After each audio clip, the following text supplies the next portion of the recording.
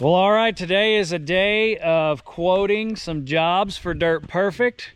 We are at a gorgeous site and we are going to meet the owner and get his thoughts and plans and see if we can make it happen. Well, I have found the owner. Good morning, sir. Hey, good morning. It's getting close to afternoon. Something like that, yeah. So this is Photog. That's a nickname, yes, right? That's it. But that's what this man goes by. And unlike most of our potential customers, he actually has a drawing. And you guys can see there's a whole lot going on here. So Photog and I are going to take this print and we're going to go do some sightseeing and figure out what you want to do. Let's go for a walk. Does that sound like a plan? Sounds like a plan. What do you think? Let's go to the far side, which is back there, and we'll work our way this way. Sounds good. Good idea? Yep. Let's do it. So I'm sure you guys recognize that big field over there and that farm ground, as on Dirt Perfect's channel we installed a lot of field tile there, and this is kind of where word of mouth and recommendations come from, right? That's right. You're new to the area. Yes. You like the area because it's a very, very rural, small community, and everybody knows everybody. At the beginning of our conversations before the camera was on, he was like, yeah, this so-and-so and that. I'm like, yeah, I graduated with his son, and yep, we do work for that guy. And yeah, the farmer that farms that is also who we do a lot of dirt work for. So it's a very tight-knit area, and you appreciate that fact. Absolutely, and that's yeah. why you have long-term goals here. Right. Right? Rural, secluded, but yet, if we're being honest, it's a 15-minute drive to where there's a Walmart. That's right. Right? And you have the Ohio River. So you've got the secluded nature, you've got the country setting, you've got also the somewhat closeness to town. Right. And there isn't a single person here that isn't going to do something to help if you need it. That's exactly right, yeah. And you're finding that out quickly, aren't you? Very quickly, yes. So let's talk about your goals. What this used to be is a family-ran, family-operated, non-business campground. Right. Family and friends, one family owned it. Right. And all the friends locally, realistically, Yes.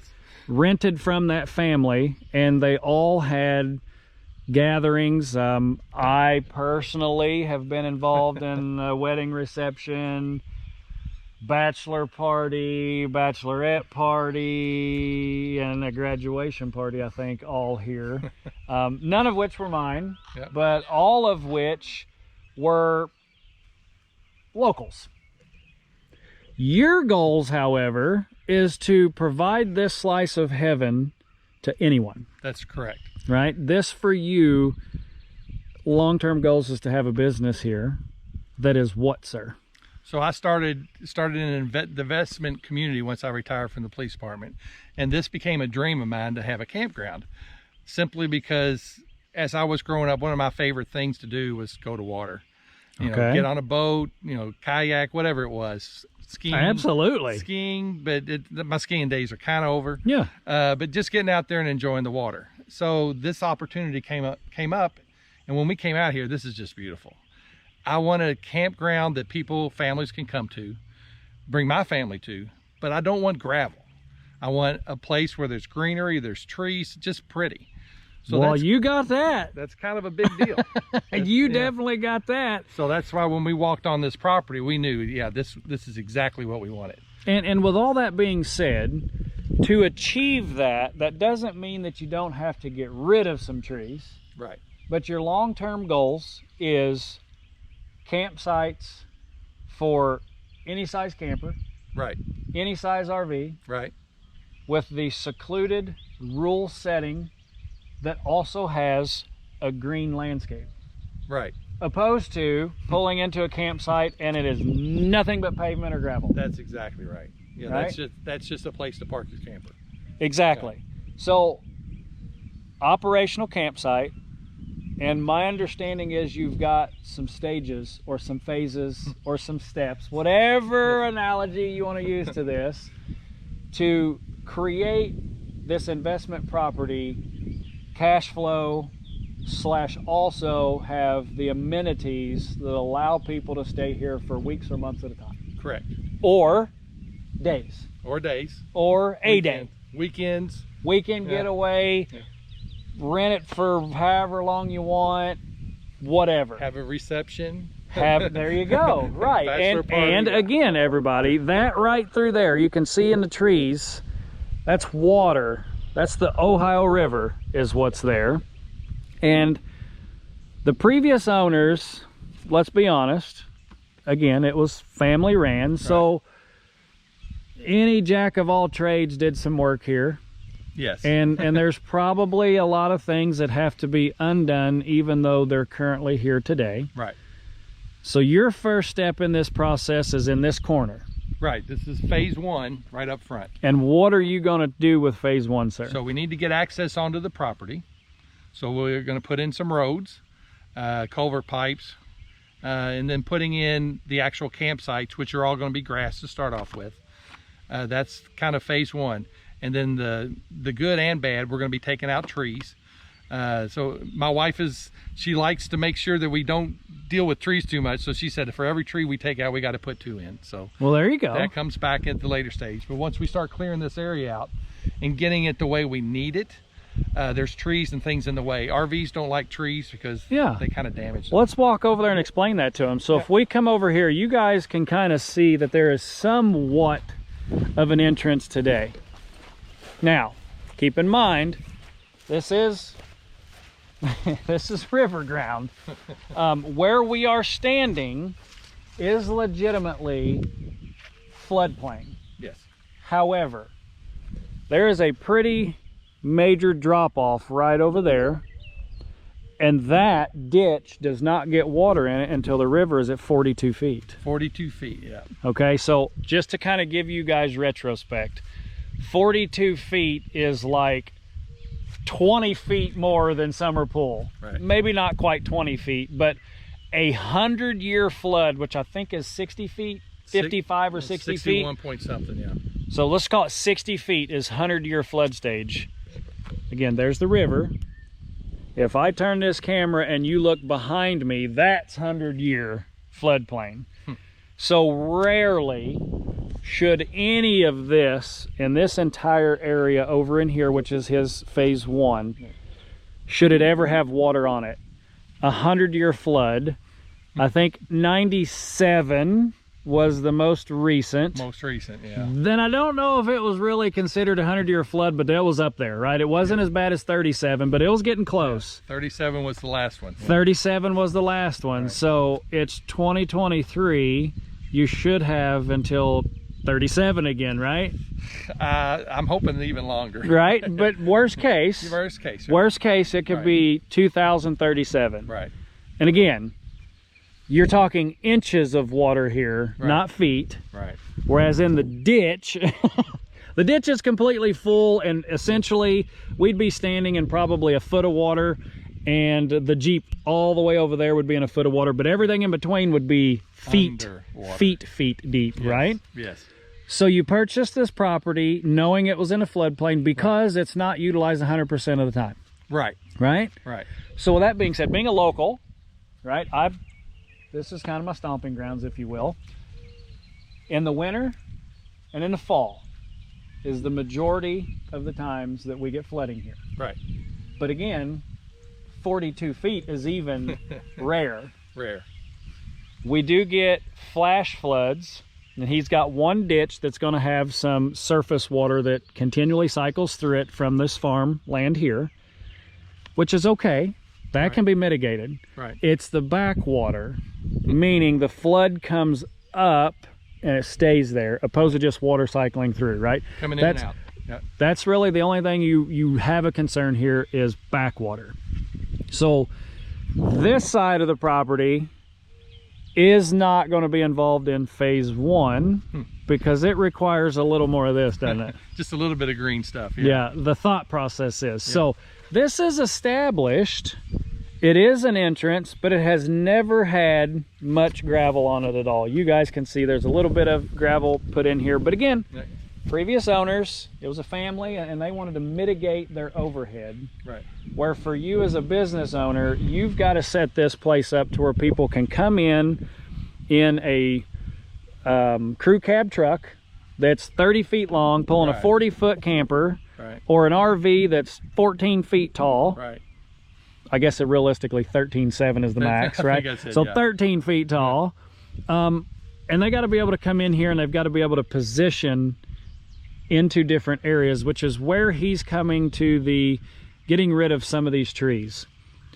So the thought process for us and Photog here is phase one, we're going to bring an actual drive in here to the 2 stakes you see there, and then do a 45-degree corner. It's a 90-degree turn, but 45-degree corner, and ensure we've got at minimum a 20-foot wide gravel road all the way out to the road that you see the Jeep on the far end there.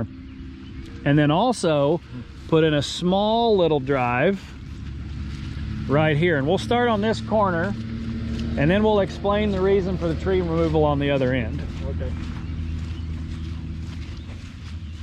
So on your plot map there, you've got a couple of different options for your potential campers. Yep. And this would be an entrance here.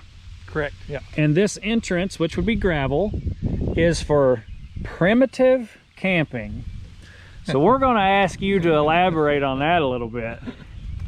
So primitive camping is for your weekend campers who go, I want to go camping, but all I got is a tent. Okay. So they'll be able to come in here, pull up in their car, pull out their tent, set it up, spend the night, and just enjoy themselves. What about a car and a pop-up camper? So pop-up campers are a little more difficult, but Right. yeah, you could bring a pop-up camper here. So essentially, Yeah. most primitive, I asked you to explain it because I have an understanding of primitive also, okay? Right. To me, primitive is real camping.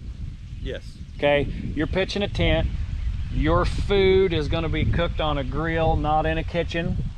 Or It's fire. Open fire. Yeah. That's just Right. grill or open fire. Right. Or for my primitive camping, I go out into the mountains and I hunt elk for 12 days, and my pack has everything in it, and I weigh 65 pounds, my pack. It's a little different. Okay, this primitive isn't quite as far off the beaten path. Right. And my understanding is, on your drawing here, even though it's primitive, you're still going to supply water and electricity to a couple of these sites. Well, actually, yeah, it's going to be a little different because car camping, I think, is probably the better term. Okay. But yeah, every site will have an electric outlet and water access for everything. But not for a camper. Not for a camper, correct. Just for that individual to maybe charge a cell phone or plug in a small speaker. Lights. Have water, drinkable water. So you don't have to bring your own water, but it's still primitive camping, car camping, but you're not going to hook any of your provided utilities up to an camper, pop-up camper, or even your car. No. Right? It's just there for you to fill up water bottles, plug lights into, etc. Right. So this corner is primitive corner. Primitive corner. Primitive corner. And how many sites you going to have here? 16. So you got 16 sites. And then this open area here is actually a property dividing area. Yep. Where that camper and that camper is setting is actually someone else's property. So there's somewhat of an inside corner here that his property goes around. But this is primitive corner. Primitive corner. And that's part of phase one. Yes. No tree removal, just access road 90'd off of the main entrance for actual campers. Right? Yeah. So now we're going to go down camper row, if you will. Okay. And we're going to come down through here. We're going to strip this off. We're going to put a really nice base of gravel down. Once we make it over here to these other 2 stakes, there's actually going to be sites this side of the road and sites on that side of the road. Correct? That's correct. So if you guys can envision this open area that has some trees here, we'll talk about those here in a moment, there's going to be a 45 or maybe a 33, I can't really tell the angle, but somewhere between 30 and 45 degrees off of that entrance road running back towards us So you'll come down Camper Row, make your 90-degree turn, and then back into the actual campsite. That's right. Right? And we put it at an angle to make that a little bit easier. And I first question I had for him, when we build this road, are the campsites going to be at 90 degrees? Are they going to be at 45s or whatever? He said 45s absolutely, so we can keep a flow to our campsite. And that flow is, and we'll get to that side here in a minute, but that flow is, the main highway is this way. So you're making a long sweeping turn into this drive that we're going to quote to build for you. Right. And then a long sweeping turn to come down here, which connects to the other main entrance, which is also your outlet. Long term, you're going to have some other options for these campers, but we'll have another video for long-term options. Perfect. Yeah. We'll talk about your hopes and dreams and goals. Start point, middle point, long-term point. But step one is to have a cash flowing asset. That's exactly right. And you want this thing realistically to be open this summer. It will be open this summer.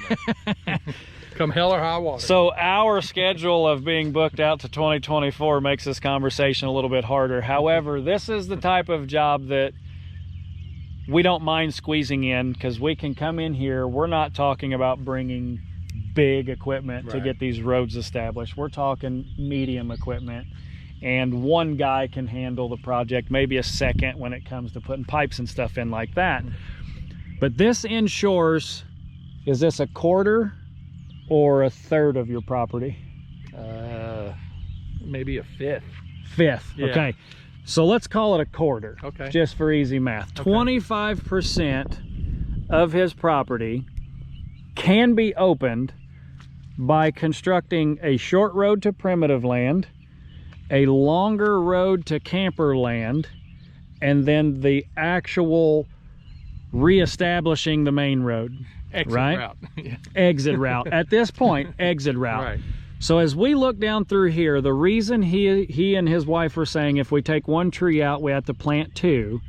If you're coming through here with a rig that is 60 feet in total length, and you're trying to get up in here and sneak in between those two trees, because that's a site, that is very difficult. Right. So let's show them that view. Let's walk up through here, and as we're walking, you guys can see that there is some surface water here that stacks up, and then oddly enough, the previous owner has sent it around the shelter house, but yet you got to go through the water to get to the I'm not 100% positive why it's this way, but for quick turn, accessibility, and nice roads, we're going to put in a 40-foot long culvert here because it's right in the turn. And then the next ditch that you see, we will install a 20-foot culvert just to get all this water mitigated around here with minimal dirt work. So if we start working over here, mitigating that surface water and where it's stacking up, you got to start contouring it all the way over to there, and that's just really not in your phase one yet, is it? Not phase one. So 2 culvert pipes, and then this will be flat. We won't be able to have a campsite between the trees, but let's assume that this was flat. Yep. And you left all these trees. You come through here with a 60-foot rig, and you're going to pull up to that tree, and then you got to back in here. And if these trees were here, the overhanging limbs, it's a constant maintenance, it's a constant struggle for you, the property owner, and the camper that's coming in here.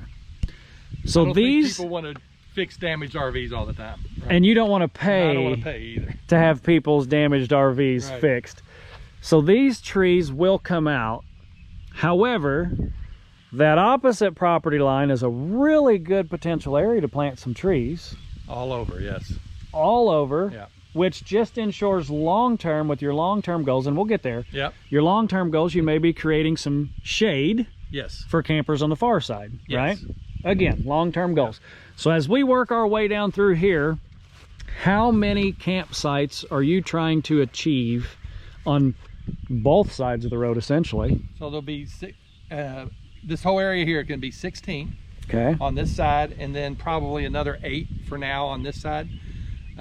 So the goal is to make these wider and longer than normal, because again, we want people to have nice, easy entrance into each one, and then to have grassy areas to enjoy the day. In between each of the campsites. Right. So Not on top of essentially, each other. you are only going to gravel this road, Right. this camper's row, as I've stated before. And to start, your campers are going to be parked on grass lots. Correct. Yeah. Long term, you'll have a gravel lot, but the reason you're making each of the sites larger, a gravel pad, is so that you can have grass in between each one of those, correct? That's right. Yeah, I want a lot of grass here. Most campsites, to mitigate the grass maintenance, will just gravel this whole thing. Right. But that's not what you want to achieve. No, that's not a. That's 'Cause not. you want to be camping. different. I do. I want an enjoyable experience. I don't want to create a parking lot in the country. I couldn't agree more. Right. So as we work down through, as he stated, 16. So each of these trees, you got this row of trees, that row of trees. There was, I think we said 20 trees in here that we're going to remove. Right. And we'll burn those and we'll get those taken care of. But as we progress down through here, we're going to start talking about phase 2 and 3 because we can see it all from over here. Right. Okay. They do have a bathhouse.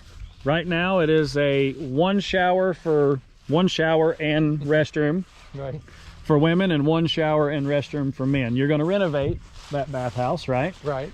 That's not for us to quote, but I did tell him you should look into ICF because it is a very efficient efficient material. I'll spit it out right here in a second. And it will allow him to heat and cool his bathhouse and expand it long term with very easy potential. You can see here that this used to be a lot. So let's talk about this size. That's why I wanted to walk up here. Is this similar to your size minus the 90 degrees to the road? So this lot here is 16 feet wide. So our lots will be an additional 6 feet. So that'll be a little bit wider. And our lots will go for all the way back to where you see that tree. That tree right there. Yep. Actually, it will go beyond that all the way back to the bathhouse. So that's 60 feet. Okay. So you can see this is enough for a camper, but we want plenty of room. I've been to a lot of campsites, sir. I've never seen a campsite with that big of actual site per camper ever. This is pretty typical. Yes, we want, it was a big deal that we want the people to have a good experience, but not be crammed on top of each other. This is not like a community of on top. This is not what we want. So we're going to add footage. Yep. Not us, but you. Let's just, talking to my people about your, so we're going to come over to about right here. Yep. And then the next site will be right against it, but you'll have that exact same width again. Right. So if this guy's cool and he puts his camper on that side, and this guy's cool and he puts his camper on this side, everybody realistically could have up to almost 16 feet of separation. That's right. That's pretty awesome. Yeah. Times 60. And if they got real intriguing, and this guy put the back of his camper here and that guy put his back here, well, now you got 16 foot of awning and front experience with not even any neighbors looking at you. That's right. So it all depends on how they treat each other at that point, doesn't it? It's up to them, yes. That's right. So you guys can see this really straight shot. You can now see why the trees have to go. This is 90, okay? So if you imagine getting a 60 foot in here, knowing that the other site is there and, outer extremities, that gets pretty close. Whereas Photog's idea of going with a degree of angle, whatever that may be, you pull past this site and realistically, it's going to actually run this way. That's right. So it's just a real nice, easy shot to get in and a real nice, easy shot to get out. Now that we're standing here, we can see this big ditch. Okay. What we've been talking about is phase 1. That's everything behind us. That's right. Literally, where we're standing to everything behind us is phase 1. Phase 2? Phase 2 is potentially 2 and 2.5. I think so, yeah. So your long-term goals is to do something with this really big valley. Right. Which the river gets up into at 42 feet. That's right. What are your goals here, sir? So tell us what you really, really want first. I really want to flatten it out. Right? So when you say flatten it out, let's give them some details. Yeah. Where my feet are standing is really what you would like all of that to be. All the way over, yeah. All the way to the hillside. All the way to the hillside. And even close off the valley and put in the proper drainage. Proper drainage, yeah. Probably a 3-foot pipe. Ran all the way over to this main ditch, which you can see right there, which feeds the river. So your idea is not a bad idea. But me being the guy that quotes the jobs that moves the dirt, unfortunately, sir, you don't have enough dirt on site. Right. So now what it comes down to is how big your pocketbook is. Or where we can find dirt. Or, that's right, we kind of talked a little bit earlier about potentials on dirt. So we joke about it and we laugh about it. Obviously, that would be great. Right. And that is achievable. But it all comes down to your business plan and your ROI and how much cash flow this asset needs to be for you. Right. Right? If you've got 20 years for your ROI to come to you, well, I'm sure you'd be fine spending that money. But most investors don't have 20 years. And realistically, you're not just an investor. You're an investor that puts boots on the ground and thoughts to paper. You don't have an engineering group that's doing this for you. No. Everything that you see on that paper is coming out of this man's mind, which is why I started this video by saying, tell me your hopes and dreams, right? It's kind of scary, isn't it? Because I'm also the boots on the ground type of guy that can tell you, you have quite a bit of bulk dirt. Well, you can see the, I think they can see it if I get my finger out of the way. You guys can see the white hydrant right there, okay? That's a pond. I don't know if you saw that over my shoulder earlier. You're hopeful that you can afford to get rid of that pond, right? Because it's a risk for you currently. It's not something you can utilize for swimming. That's right. Right?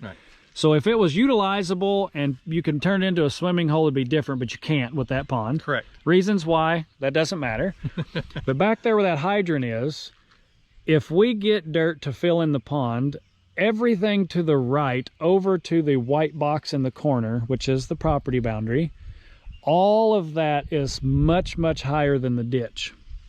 So what we talked about, if you didn't want to afford bringing lots of dirt in here, and essentially you could have this area at a certain elevation, and then right about that shelter house back there, which is going away, you're going to take that shelter house out. Right.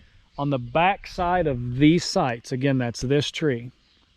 If we could step that down and start to contour a slow slope and get a flat spot about the height of that shelter house, right, there may be enough dirt on site for that, and you wouldn't have to haul any in. Or you could talk to certain people that maybe live close by and say, hey, in order for me to hit my long term, what I really want this place to be, can I buy some dirt from you locally? Right. Right? Right. So the conversation is, what does it cost to lower all of that? Because you guys can see the orange stakes about right there. There's got to be an access road, and then on the other side of the bathhouse, at a lower elevation, campsites on our side of the ditch, but also campsites on the other. That's right. Which would give you a total campsite capacity of 128 campsites. Holy cow! 128 campsites. Again, all larger. I was just going to say, all larger than any other campsite, with the option of having 16 primitive. Right. And then, so that would be, what is it? I'm struggling with the math. 128 minus 16 is 112. Oh, no. 128 RV sites. 16. Plus the 16. Right. So it's more than 128, realistically.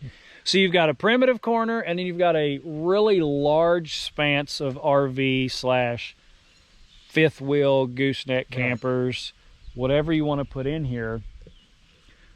But realistically, coming from the guy who looks at a lot of dirt work, you can achieve that, but it's going to have to be at a much lower elevation than where we're standing now. So the ultimate question comes down to, is that really what you want? I can live with that. So you've got the option of not coming up, I mean, over there, you're talking 8 foot of fill. Yeah, that's just a little taller than me. And that 8 foot of fill would essentially, we'd have to build up from this point. There's a little bit of a low area, and then it picks back up to the Jeep. So we'd have to build the road up, build the valley up, and all the way back to this high spot. It's doable. That's called phase 4. That's phase 4 if you want to not take any dirt from back there and just bring the dirt in that's needed for in here. Right. But if you can get part of the way there with the dirt you have, and then determine how much dirt it would take to bring everything up, you could at least have active sites. Right. You could at least cash flow, and you could at least establish the entire plot and then determine, well, now do I really only need 6 foot on everything opposed to 8 foot on half of it? Then you can start running the numbers and put another business plan together, right? That's right. And that's the unfortunate part. I don't know dirt. Right. So bringing dirt in, I have to kind of see it. I can kind of visualize right now, but once we see it and see how it's all going to flow, my biggest thing is that everything has to flow and everything has to be right. Yep. So I want to make sure that we can get in and out with RVs, that people can have a good experience while they're here, and not I know the water's coming up. Absolutely. When water comes up, we're SOL, and everybody's got to get out. But you also have a fair warning. It doesn't just happen overnight. Oh wait, it can. It can. But at least we know it's coming. But typically, the Cannleton Locks and Dams, honestly, does a really good job. Right. Yes. And NOAA, I think, is an app that you can download, and it tells you what Louisville, which is upriver from us, says it's going to be at, and then the next dam downriver is Cannleton. Right. And realistically, by boat, from right there, you can probably get to that Locks and Dams 20 minutes. Well, it depends on how fast your boat is. Depends on the boat. Yeah. I think it's a little over 3 miles by river. And actually, if you go down this river right here, there's a really cool lighthouse / castle on the way. Wait a minute, I've heard something about that. I think you could stay there overnight eventually, right? I don't know. We'll see how all that turns out. So maybe this is just two investors talking to each other here, but it's called ROI. There you go. That's exactly what all this comes down to. Yeah. And I mean, to be bluntly honest with everybody here, I looked at buying this campsite before he bought it. I had different concerns than he had. And now that I've talked to him, I'm going, shoot, my concerns really weren't valid. Oh, they're valid. But your thought process is a little different than mine, but it's very similar. An example of phase 4, if I remember correctly, true bathhouse really needs to come down in elevation about 18 inches. Right. And it needs to be about 3 times the size it is now. Absolutely. Right? Yeah. Which allows you to have, was it 4 stalls per side, meaning 8 total, 4 for men, 4 for women. When I say stalls, I'm talking showers, right? And then at least a couple of toilets, right, at minimum. So we were talking about a 24 by 40. Right. That's not a large space, but yet if you think about that, 4 foot cavities per shower, 3 foot cavities per toilet, well, that works out really well. Right. And my original thought process was get rid of the bathhouse altogether and just have people use their campers. Well, his idea is actually way better. Yes, it adds cost to it, but it's also increasing the value of your property. Right. So you're getting a double positive. People that are here have a place to take a shower, use the restroom, very nice, shower. Clean, temperature controlled, heated and cooled, which now mitigates your concerns about water freezing in the winter. Right, big deal. So even though as an investor you ran your numbers on spring, summer, and fall, there is potential if you have that you could have winter campers here. That's right. We could be year round. Exactly. Right. So now you're starting to really have a lot more potential days that this thing can be rented. So that being within phase 4, dirt work being within phase 3, but I stated 2.5 earlier because you may be able to get some of this ditch taken care of within 2.0 and just turn into 2.0 or 2.5. 101. Right. So there's a potential. And the reason I state that is everything off the back side of these campsites, that's where the major dirt work needs to happen. You're either pilling down and then flattening out and installing the culverts, or you're backfilling it all. Regardless of which approach you take, you can have an active campsite on this side of it, because 2.5 realistically would just be shelter house is gone. Where we put in the 2 culverts, we can leave the 1 because you're not going to do any dirt work here. Right. But as it transitions down to this ditch, we actually slow that valley down by taking dirt from over there. And you remember the 18 inches that I mentioned with the bathhouse here? Right. You just transfer that hillside left, transfer that hillside towards us, and you just kind of cap off the tip.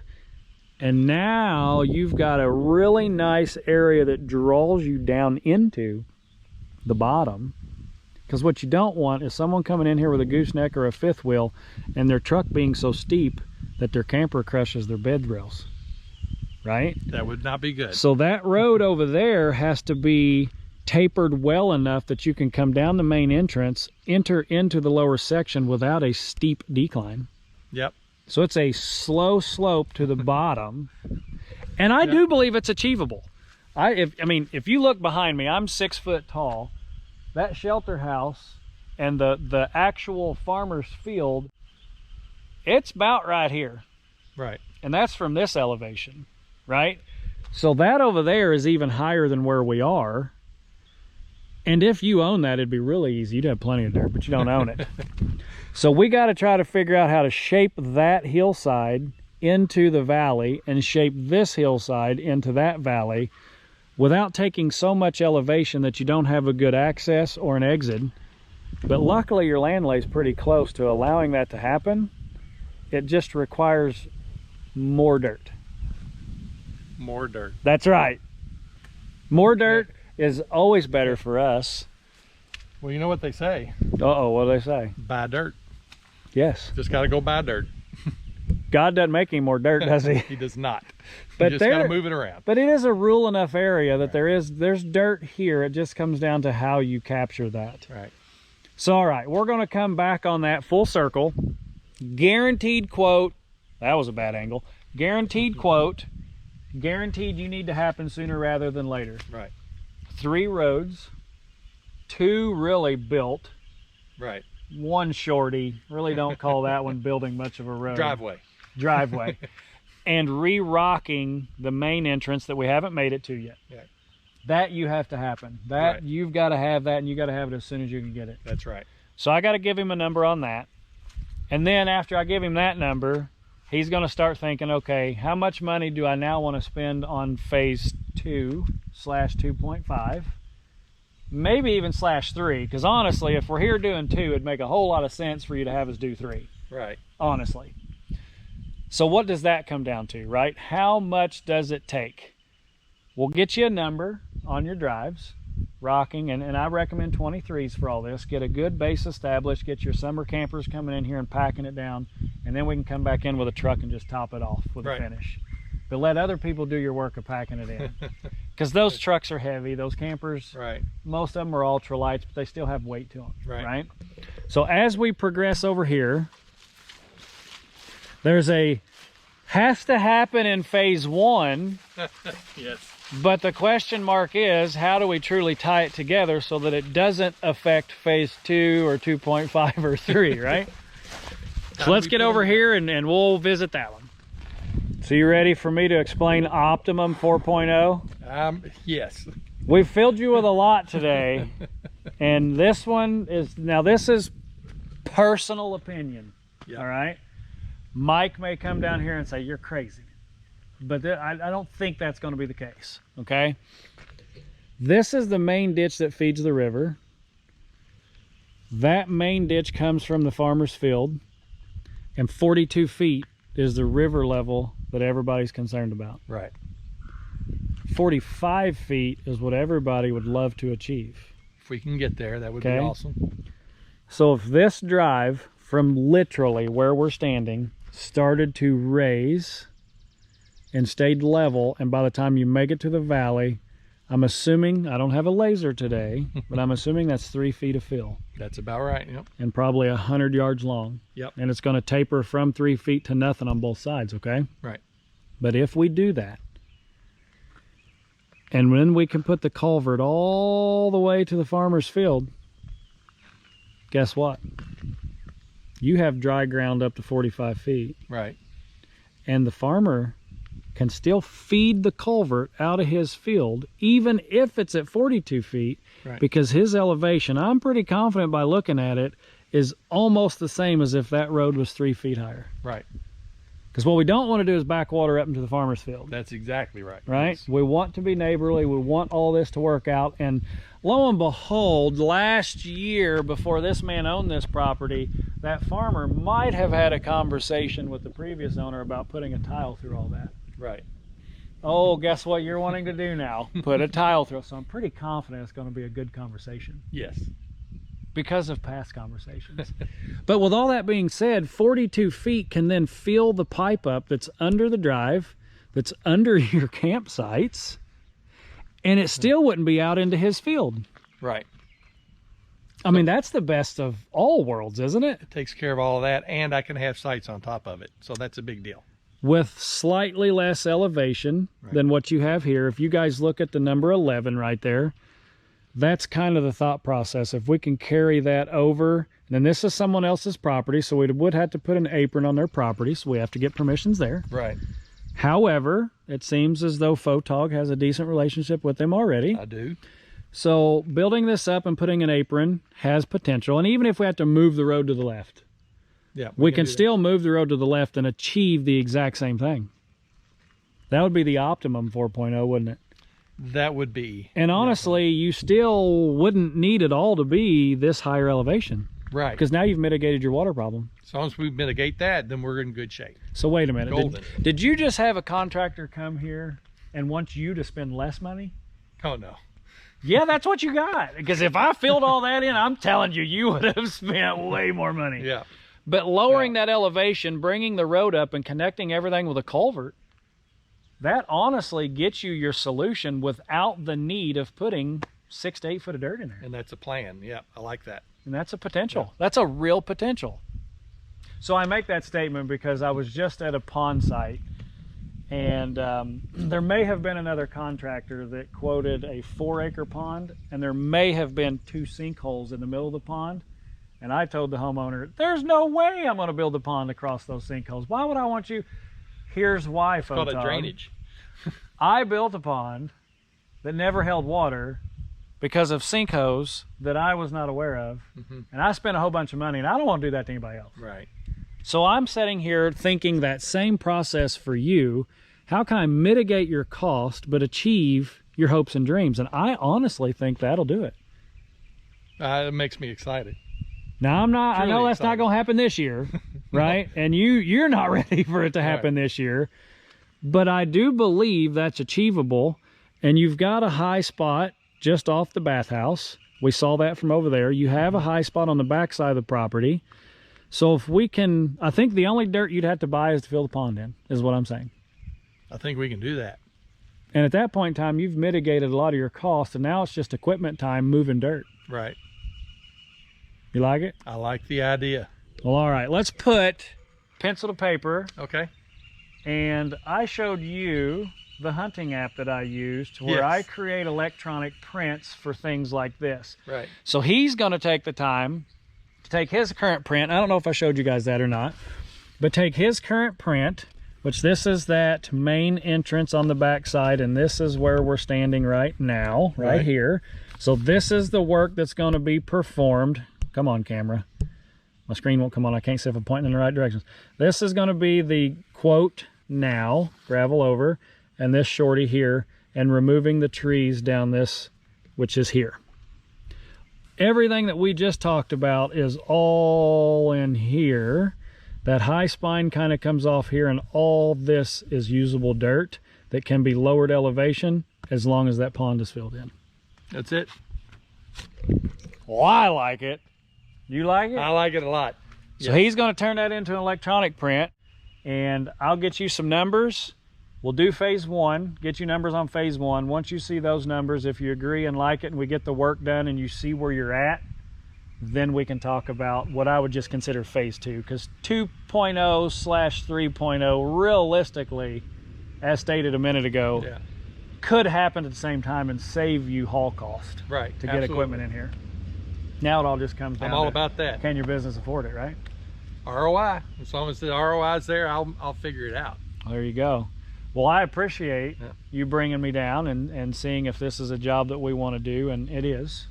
It is a job that we're interested in, and hopefully you guys enjoyed the explanation, his hopes and dreams, our way of providing that to him. You got anything else you want to tell him? No, I'm excited. Come camp at Camp Rome. Camp Rome will be the name. You'll see is it. the name, It I is guess. The name. It is the name. Camp Rome is the name, and you said you're working on a website. Yep. Right? Working on our website. How's that sound? Yeah. Well, hopefully you guys enjoyed the explanation of a modern campground with space and greenery. And for every tree they take out, they're going to plant 2, so they're also keeping the environment healthy. And we're going to do everything we can to get these people their hopes and dreams. Hopefully you enjoyed the video. And as always, like, comment, subscribe.